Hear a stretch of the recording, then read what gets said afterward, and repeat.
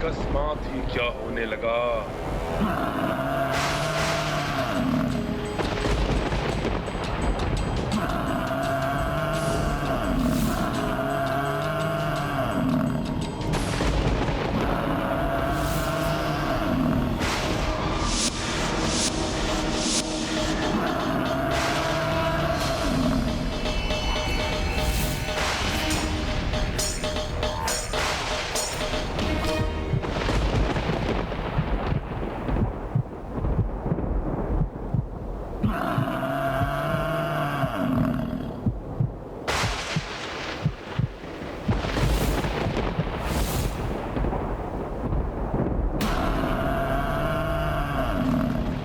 ये तो कालदेव है, मृत्यु काल रूप में। ये कैसे संभव है? मेरी मृत्यु का बाण तो मेरे पास ही सुरक्षित है। ये सब क्या होने लगा अकस्मात ही? ये रावण एकाएक भयभीत कैसे हो उठा?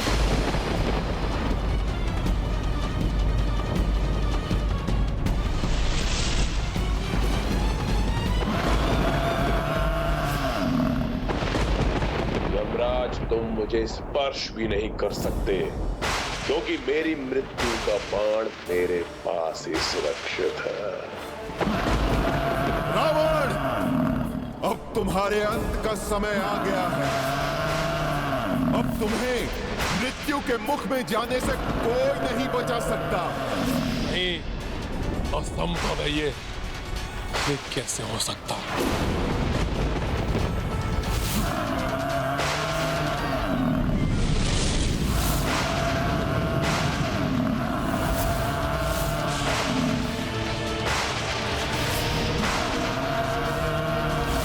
यमराज तो लंका के राजभवन की ओर बढ़ गए हैं।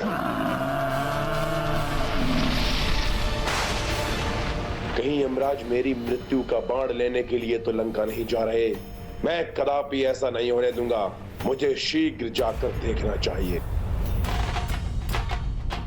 अब तुम्हें मृत्यु के मुख में जाने से कोई नहीं बचा सकता। मेरा अंत कभी नहीं हो सकता। उससे मेरी मृत्यु का बाण कोई नहीं छीन सकता।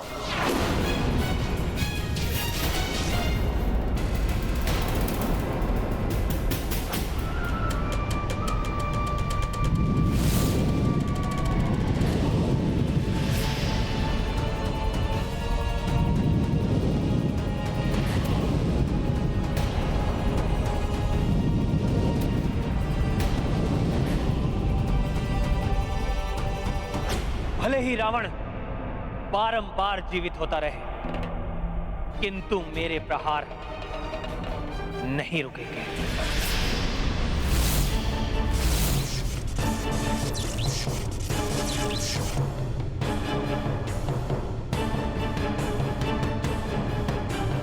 रावण, तुम कितना भी मायावी धूम्र से स्वयं को छुपा लो, मेरी दिव्य दृष्टि से नहीं बच पाओगे तुम।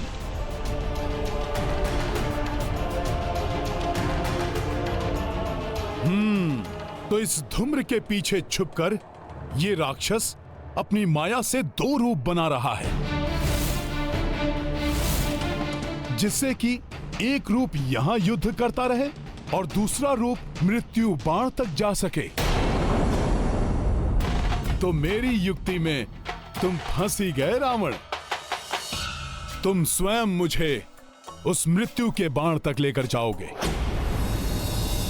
रावण के इन दोनों रूपों में भेद करना कठिन है कि कौन वास्तविक रावण है एवं कौन मायावी रावण।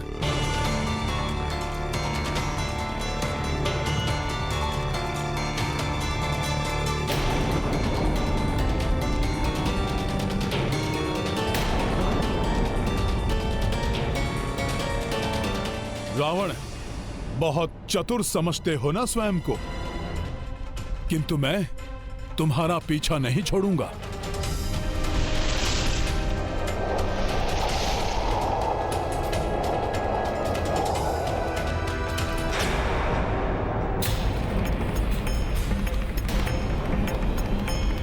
कुछ समझ में नहीं आ रहा है कि ये हो क्या रहा है।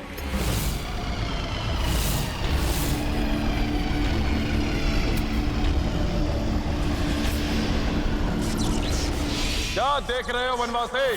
बहुत प्रहार कर लिए तुमने, अब मेरा भी प्रहार देखो।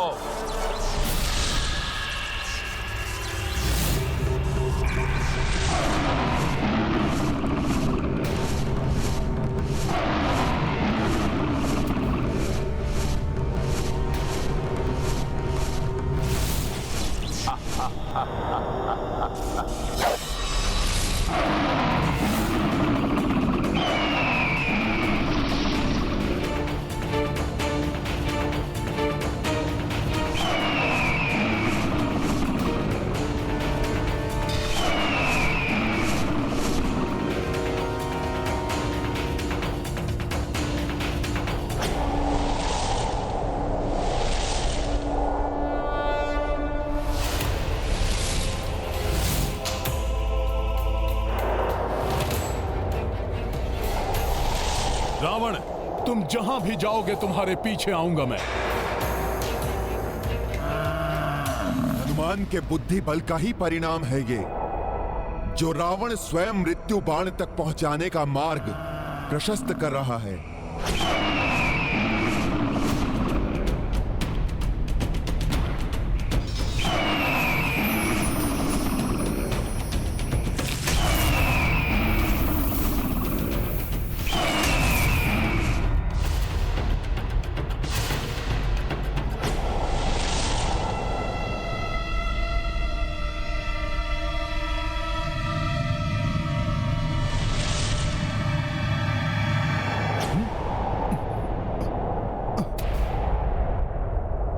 ये क्या?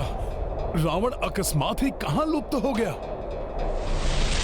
अब मृत्यु बाण के इतने निकट आकर भी कहीं सारा किया हुआ व्यर्थ ना हो जाए। नहीं, ऐसा नहीं हो सकता। रावण को मुझे शीघ्र ही ढूंढना होगा।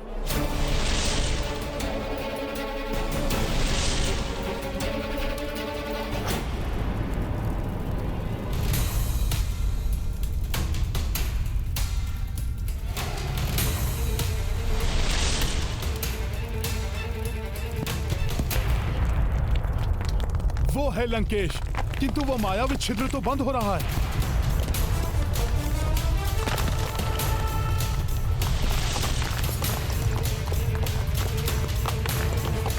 उस छिद्र के बंद होने के पूर्व भी मुझे उसके पार जाना होगा। लाए प्रयोग कपि चतुराई, जामह लंकेशा उलझाई। मृत्यु बाण प्राप्ति के लाए, अंजनी नंदन युक्ति लगाए। रावण मार्ग स्वयं की प्रशस्ता, हनुमत आगे कोसि विवशता। बजरंगी जब बुद्धि लड़ाई, दुर्गम काज सुगम हो भाई। रावण, तुम हनुमान को अपने मृत्यु बाण तक ले ही आए। मेरे मृत्यु बाण तक मेरे अतिरिक्त कोई अन्य पहुंच ही नहीं सकता। यही होगा मेरा मृत्यु बाण।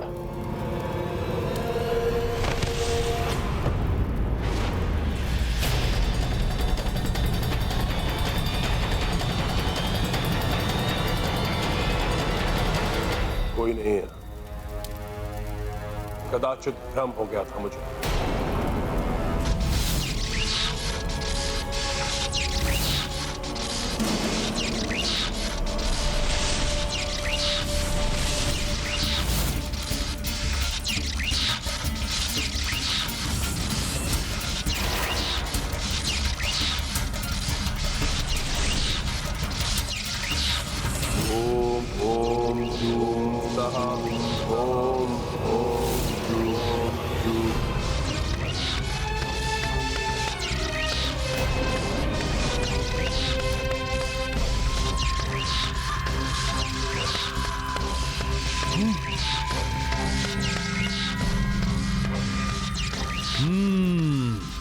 तो ये है रावण की मृत्यु का बाण। मैं जानता था मेरे इस मायावी गुप्त स्थान से इसे कोई नहीं ले जा सकता। छोड़ना ठीक की स्थिति में है ये।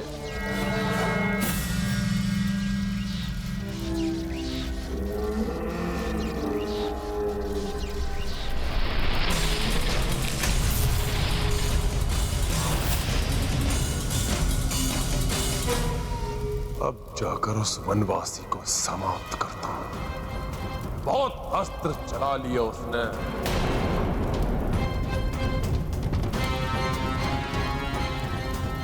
अब रावण के अस्त्र चलेंगे।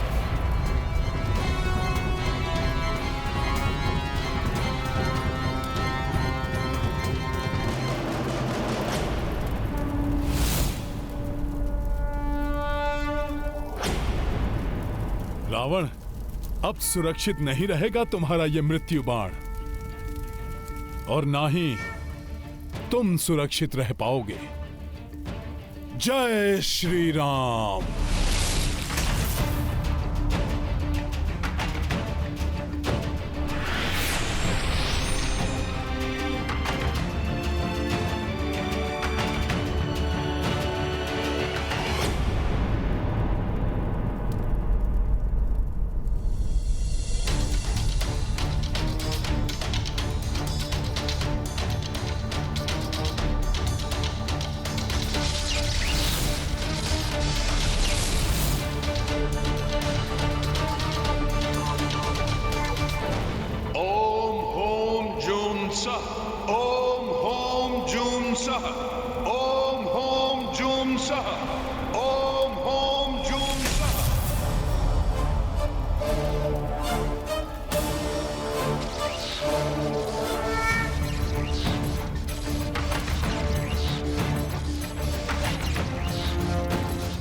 अब इसे लेकर मैं शीघ्र ही मेरे प्रभु के पास जाऊंगा, और तब प्रभु अविलंब वध कर देंगे इस राक्षस राज रावण का, और इसके साथ ही अंत हो जाएगा इस पाप के साम्राज्य का।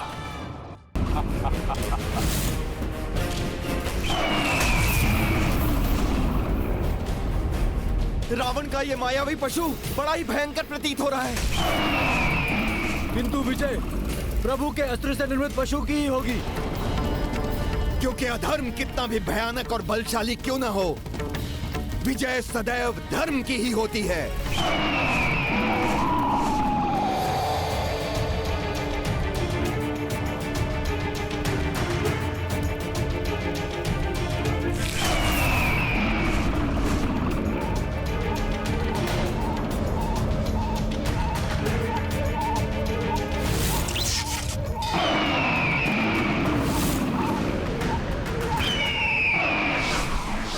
के मेघ छट गए। अब दिखाता हूं तुम्हें वनवासी कि रावण है क्या। मुझे शीघ्र ही अपना कार्य संपन्न करके यहां से निकलना होगा। ये क्या कर रहे हो हनुमान? क्या कर रहे हो हनुमान? क्या कर रहे हो?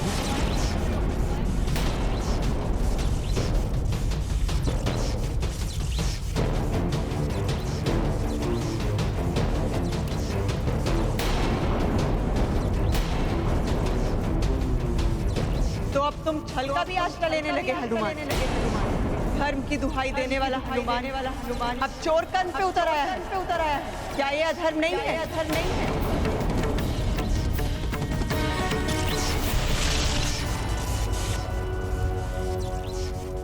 क्या सोच रहे हो हनुमान?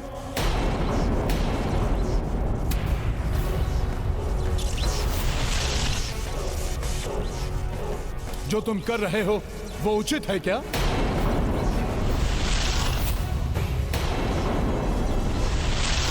क्या अधर्म से प्राप्त किए गए इस बाण को तुम्हारे मर्यादा पुरुषोत्तम प्रभु स्वीकार कर लेंगे?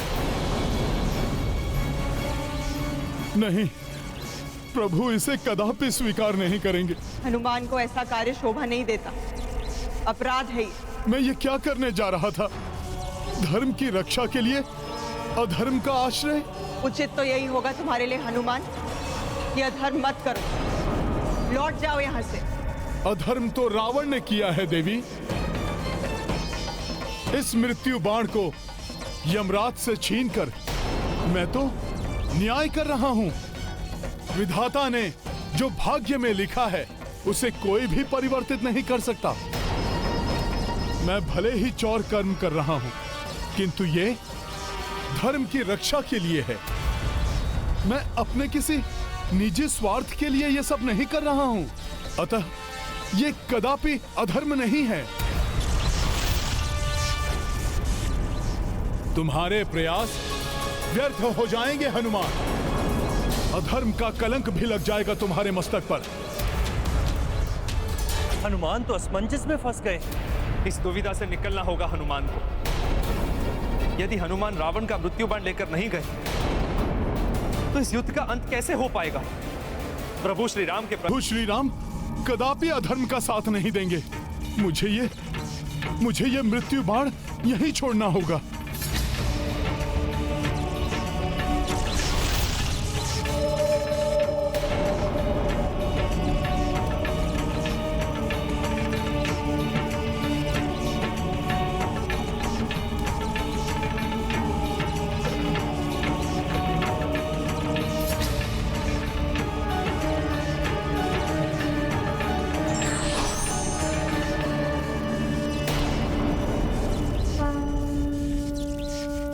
यमराज जी, आपके इस निर्मल धर्मराज रूप के दर्शन पाकर मैं धन्य हो गया। मेरा प्रणाम स्वीकार करें।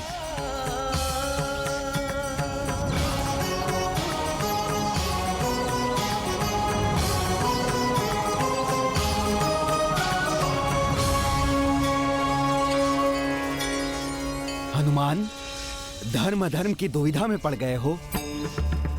हाँ धर्मराज जी।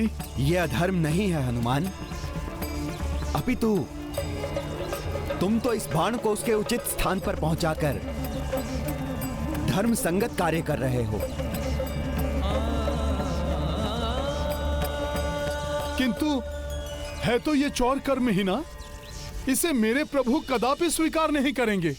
हनुमान, धर्म की रक्षा के लिए आवश्यक है, इसीलिए तुम्हें इस बाण को प्रभु के संज्ञान में आए बिना ही उनके तुनीर में रखना होगा।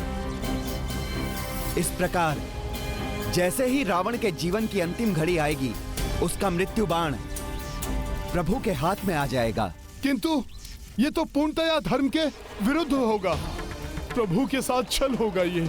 नहीं हनुमान, कोई छल नहीं, कोई धर्म के विरुद्ध कृत्य नहीं होगा ये।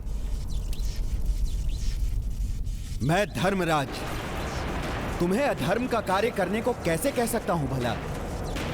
हनुमान, अधर्म तो तब होगा जब रावण का मृत्यु काल आने पर भी प्रभु श्री राम के हाथों से मृत्यु प्राप्त नहीं हो पाएगी। किंतु धर्मराज जी, कभी कभी बड़े उद्देश्य को पूर्ण करने के लिए छोटी छोटी भूलों की अपेक्षा करनी पड़ती है।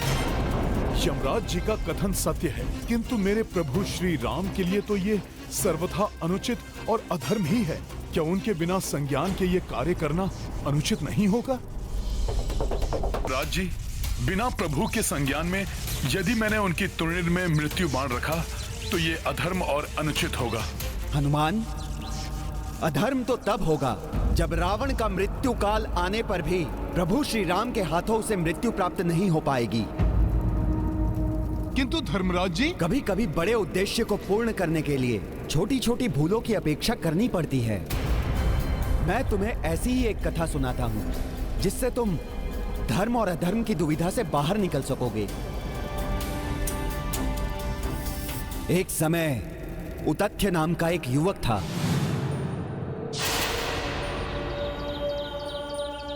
एक श्राप के कारण उसकी बुद्धि नष्ट हो चुकी थी और उसके परिजनों ने उसे मूर्ख कहते हुए घर से बाहर निकाल दिया था।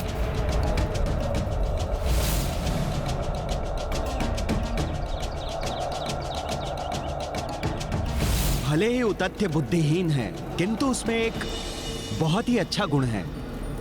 हनुमान, वो कभी झूठ नहीं बोलता था। एक समय महादेव, शिव और नंदी ने उतथ्य के सत्यवाचन की परीक्षा लेने का निर्णय किया।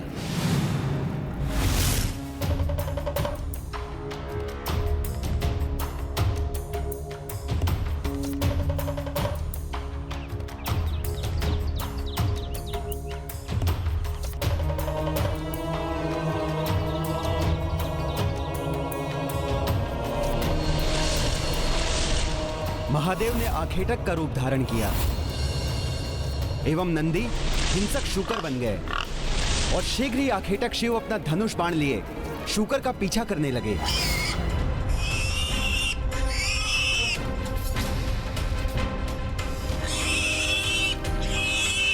हिंसक शूकर भागते भागते उथत्ती की ओर आने लगा।